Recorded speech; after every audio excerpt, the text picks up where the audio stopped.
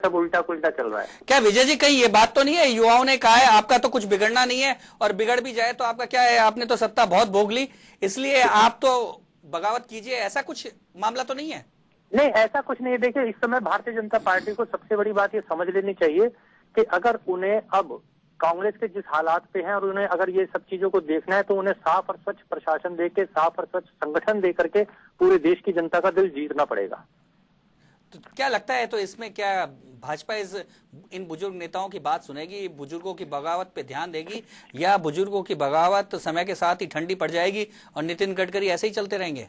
देखिए, सबसे बड़ी बात है प्रताप जी कि भारतीय जनता पार्टी का रिमोट कंट्रोल आरएसएस के हाथ में होता है। जी। एक दिन जब कोई नेता बयान देता है तो दूसरे या तीसरे दिन आरएसएस का दबाव आता है और वो चुप्पी साध लेता है। जेठमलानी साहब के साथ भी ऐसा ही हुआ जी, और यशवंत सिन्हा साहब के साथ भी एक दो दिन बाद ऐसे होने वाला है। संघ इस पे कहेगा कि आप छवि खराब ना करें, शांति से बैठ जाएं। यशवंत जी अपने जो बयान होंगे कहेंगे मैंने तो ये दिया था, मीडिया ने तोड़ मरोड़ के पीछे दिया, आप फिर हमारे ऊपर लांछन आते हैं। यानी कि इस बगावत का कोई हल नहीं निकलने वाला? नहीं, अभी इसका कुछ नहीं। अब मैं जहां तक समझता हूँ, जो आपने शुरू में एक बात की, सुनीता जी ने जो बात की बहुत अच्छी बात की कि ऐसी स्थिति के अंदर भारतीय जनता पार्टी शायद गडकरी साहब को दूसरे कार्यकाल के लिए अनुमति नहीं देगी। क्या लगता है कि गडकरी को रिप्लेस कौन करेगा? क्या आडवाणी करेंगे या जेटली करेंगे? कौन करेगा? क्योंकि ऐसे मामले पहले भी आए हैं, तब कहा गया है कि लगभग जिन युवा नेताओं के नाम गडकरी को रिप्लेस करने के आते हैं सबके ऊपर कोई ना कोई आरोप है, सबकी फाइलें कहीं ना कहीं सोनिया गांधी के दरबार में या मनमोहन सिंह के पास है। इसमें देखिए, सबसे बड़ी बात जो मैं आपको बताऊं, इसमें प्रताप जी सबसे बड़ा जो निकल करके बात आ रही है वो फाइल तो देखिए किसी की किसके पास है या किसकी किसके पास नहीं। राजनीति के अंदर हवा में तो सारे ही नंगे हैं। क्या वो सोनिया गांधी जी की, मनमोहन सिंह जी के पास उनकी फाइलें भी कहीं ना कहीं रखी होंगी। जब इनका कार्यकाल आएगा ये भी कहेंगे जी अब हम आपके लिए करेंगे।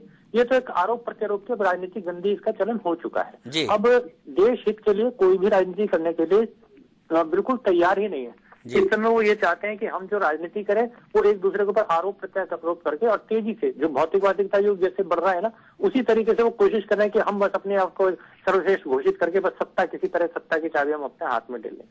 तो कुल मिलाकर लगता नहीं है कि क्या कोई रिप्लेसमेंट भी होगा तो कोई प्रॉपर रिप्लेसमेंट में होगा? देखिए, कई नाम है भारतीय जनता पार्टी में जी। अरुण जेटली जी है अपने, इसमें सबसे बड़ी बात है।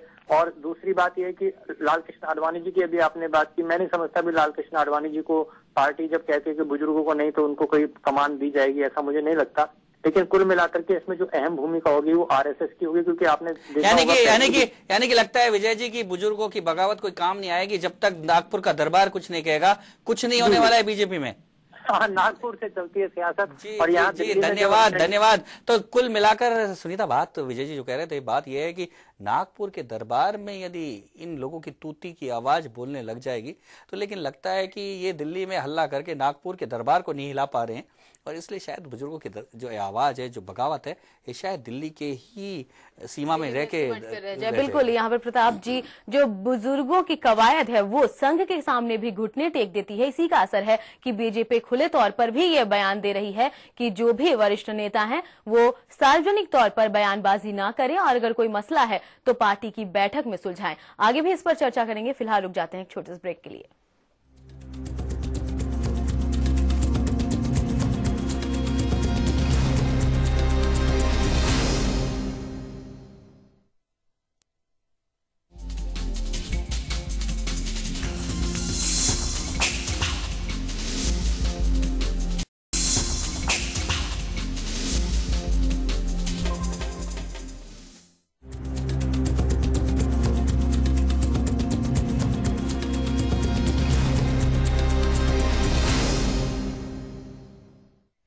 ब्रेक के बाद एक बार फिर आपका स्वागत है। आज बड़ी खबर में बात हो रही है बुजुर्गों की बगावत की और ये बगावत चल रही है बीजेपी में।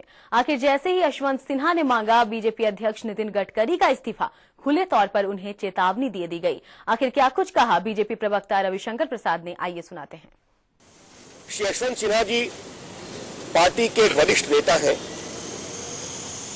पार्टी का पूरा फोरम उन्हें अपने विचारों को रखने के लिए उपलब्ध है। उन्होंने जो सार्वजनिक रूप से टिप्पणी की, पार्टी इसे उचित नहीं मानती।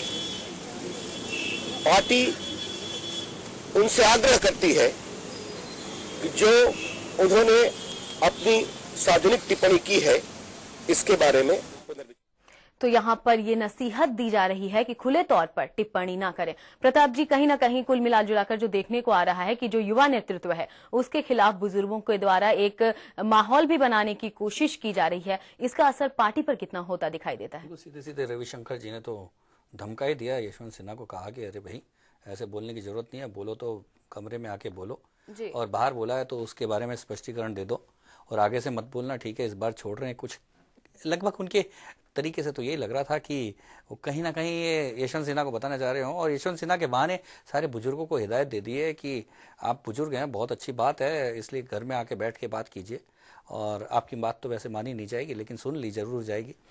लगता ये है कि ये बगावत जो है, क्योंकि नागपुर दरबार की जहां बात करें कि वहां से फैसला जो हो चुका है उसके बाद बुजुर्गों की इस बगावत का कोई असर दिखता नहीं है, लेकिन फिर भी क्योंकि छटपटाहट इस बात की है कि इनकी पोजीशनिंग ठीक नहीं है। जितने भी बुजुर्ग बगावत कर रहे हैं उनको कहीं ना कहीं उनके मन में एक लज्जा, शत्रुघ्न सिन्हा बिहार के मुख्यमंत्री के तौर पे आना चाहते थे, लेकिन तब से वो अपनी पार्टी से नाराज है जब से उनको प्रोजेक्ट नहीं किया गया।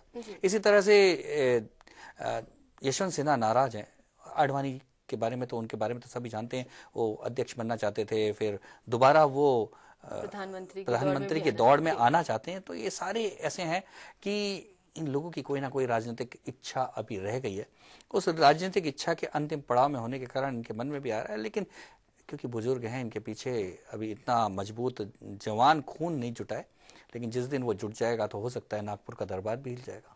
बिल्कुल, तो यहाँ पर आपसी गुटबाजी में आंतरिक जो इनकी कलह है उसमें उलझी बीजेपी, क्या जो सत्र आ रहा है, शीतकालीन सत्र 22 नवंबर से शुरू हो रहा है, उसमें क्या इंसाफ कर पाएगी?